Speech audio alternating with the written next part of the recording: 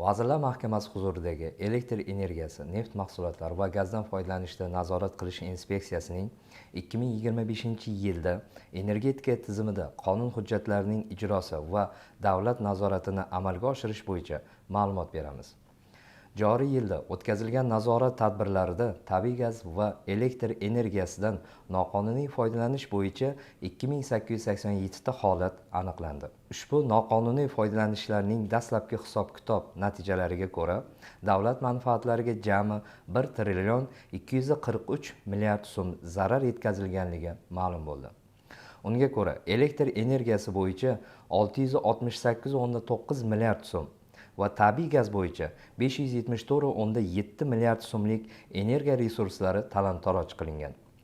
Mazkur holatlarga huquqiy baho berish uchun 2696 ta hujjatlar to'plami huquqni muhofaza qiluvchi organlarga taqdim etildi.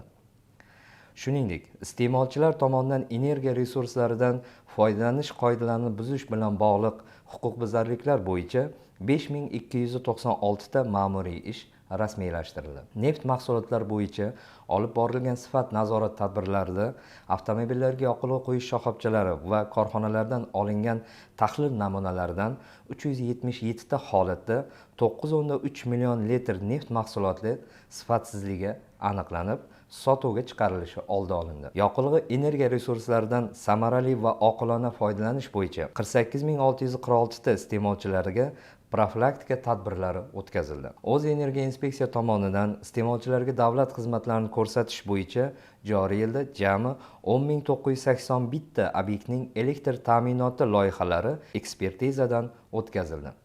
Unga ko'ra, 7497 ta iste'molchining elektr qurilmalari elektr tarmoqlariga ulanishiga ruxsat berildi. Quvvati 50 kilovat va undan yuqori bo'lgan iste'molchilarga berilgan ko'rsatmalar davomida 5361 ta iste'molchida reaktiv energiyasini kompensatsiya qilish bo'yicha qurilmalarning o'rnatilishi ta'minlandi. Buning natijasida 40,6 million kilovat soat elektr energiyasi iqtisod qilinishiga erishildi. Berilgan ko'rsatmalarni bajarmagan 368 ta iste'molchiga ma'muriy bayonnoma rasmiylashtirildi. Inspeksiyaning barcha hududiy boshqarmalarida korrupsiyaga qarshi kurashish bo'yicha 495 ta profilaktika targ'ibot ishlari o'tkazildi. Shuningdek, korrupsiyaga qarshi kurashish ishlarini tartibga soluvchi 11 ta ichki idoraviy hujjatlar qayta ko'rib chiqildi.